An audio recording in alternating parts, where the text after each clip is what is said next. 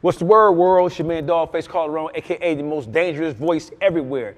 And I just jumped off the porch with Dirty Glove Bastard. Pow!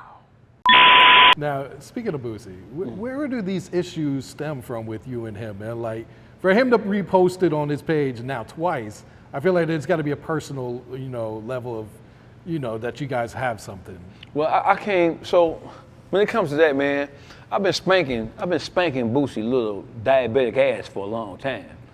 The first time I ever really spanked him was doing he had a Vlad TV interview when Vlad asked him about the whole QCP situation. And he started stuttering and stammering over that question, giving me the impression that he didn't want to talk about it because it was QCP, right? So my thing is, you never held your tongue before. You didn't hold your tongue when you were talking about T.I. You didn't hold your tongue when you were talking about Kodak Black. You didn't hold he's not known for holding his tongue on Vlad. Mm-hmm.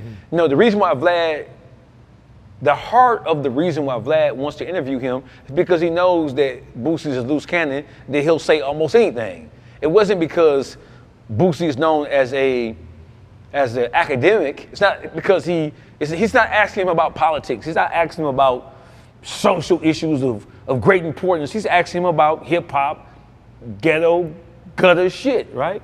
So I spanked him over the QCP. I don't know, I ain't see that shit. There's no way you didn't see all the controversy surrounding QCP, right? So my thing is, if you're gonna be fair around the board. Don't practice selective gangsterism, which is what I call it, right? If you're gonna talk about one person, don't hold up somebody else because you like them, because you have a relationship with them. If you're gonna be fair across the board. You can't play selective politics or play selective gangsterism games. You can't pick and choose who you want to call out their name because you cool, you buddies with them. That ain't how that shit go. So I spanked him then, and then it seemed like it went all downhill from there because, listen. Did he ever reach out and like? No, but his artist did. Master Jug from Mississippi. Mississippi, yeah. Yeah, Master Jug jumped on Instagram and started going at me, man. You can't talk about what the boss man like that. I'm like, nigga, you nuts? I talk about it. I talk about my own mama. Nobody is spared when it comes to this shit, right? I talk about myself. Nobody is beyond motherfucking criticism when you violating the so-called codes of the streets, right? And those codes of the streets don't exist no more because this shit is in shambles. But I've been spanking Boosie a long time. Boosie's been doing a lot of dumbass shit. And my thing is, the worst thing and probably the best thing that happened to him since he's been home, the best thing that happened to him, because he hasn't really dropped no hit records, right? When you think about Boosie, when you think about all the jams that he has, we still on that old Boosie. We ain't on nothing new. It's still old Boosie. If you got Boosie in your playlist, it's some old shit from 10, 15 years ago, right? But that just tells you how legendary he is because his music still lasts the test of time. Mm-hmm. But the whole thing is that they always say, the only way people know you're a fool is when you open your mouth. Boosie wasn't known for talking. Boosie was just known for rapping, right? So with the cell phones and all the footage and all that kind of shit going on, bro, like the artists that, it used to be a mystery around rappers. We didn't know. We had to read about it in the Source, the Vibe, Double XL, Hip Hop Journal, Hip Hop Weekly, whatever, right? We didn't know. We didn't know how stupid these motherfuckers were until motherfuckers started filming them, and then they started filming themselves, and then they started to jump on social media and start to talk. I mean, the majority of rappers right now, not just Boosie, but the majority of rappers right now, right, they lack genuine, they haven't been A&R'd. They haven't been, there's been no media training, there's been no social etiquette in terms of how to move, even in the world of entertainment. So that's why you see all these artists fall on their face when the camera gets shoved in their face. They fail almost every time because all the record labels are concerned with is taking niggas from the ghetto and putting a microphone in front of their face and putting the camera in front of their face and just letting them talk. You know what I'm saying? These motherfuckers are content. The rappers have been content before they even realized they were content. So it just is what it is, man. He was mad at me about that shit, and so he posted me twice in the last 48 hours. Now we know Boosie charges upwards of 10 grand to post anything. He doesn't do any promotions for free. He doesn't do any promotion. He certainly doesn't do any promotion for artists from Baton Rouge. So people are like, well, Boosie posted you, he dissing you, whatever. Hey, listen.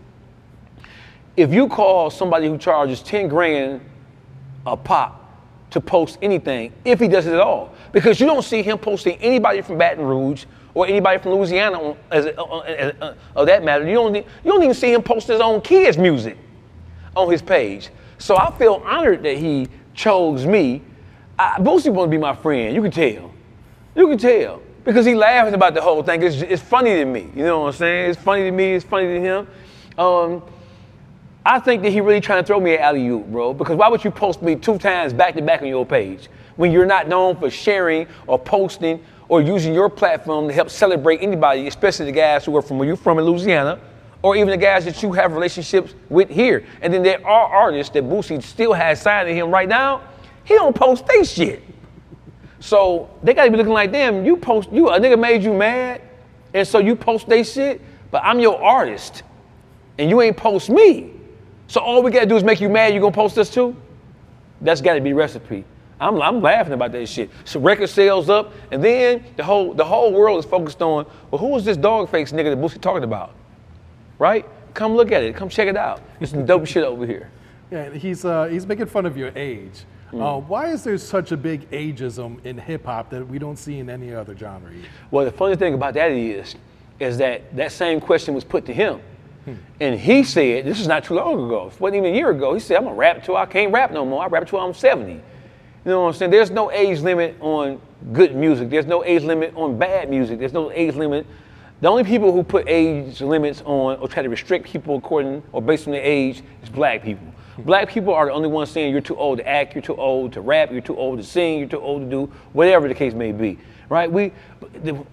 Black people love trying to limit other black people and trying to dictate how far or how long another black person can go.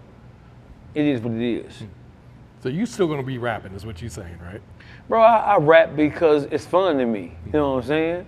So I drop a song once a year, maybe twice a year, depending if I'm feeling like that. People who like it, people who don't. It is what it is.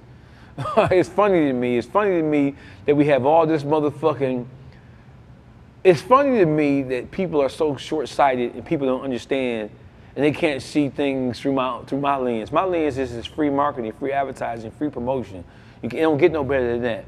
Mm-hmm. The flip side of that is paying somebody to share the content. And I'm the kind of person, right? Even though it came out on off the Porch Live, but I'm the kind of motherfucker that I'll pay a blog to share the shit. I don't gotta pay nobody to share nothing now because all the blogs are picking it up and gonna share it for me, and I don't give a fuck what's attached to it. Just share it. I don't care. Just share it. Have you and Boosie ever had a conversation? Yes, through the DM, we did. Through the DMs, okay. Yeah, that was about a month ago. Oh, really? What was that conversation about? What this bitch ass nigga do this time? He did so much bitch ass shit. It was one of the things that happened. It was the famous butt dial jokes when he made a comment about Allstar JR and he said that his booty, he got a magic ass. His booty magically started doing giffies. Now, right? So he said, "Well, I didn't do that. I was out fishing, and then I had my phone in my back pocket, and I sat down, and my ass just magically started sending out giffies on Lil Duval's fan page. Not even his primary page, his fan page. So you telling me your ass got magic powers to where you can put your phone in your back pocket, and then your phone gonna scroll to Lil Duval fan page, and it's gonna open up your keyboard. Do you know how complicated it is to create Giphies on Instagram to begin with? You gotta search for something, right? Yeah, so he knew we wasn't buying that shit. So you had a couple of rappers from Detroit try to come to his defense, but I wasn't buying that shit because the shit he was saying about how it happened, that shit wasn't realistic and it wasn't plausible. That shit was a lie.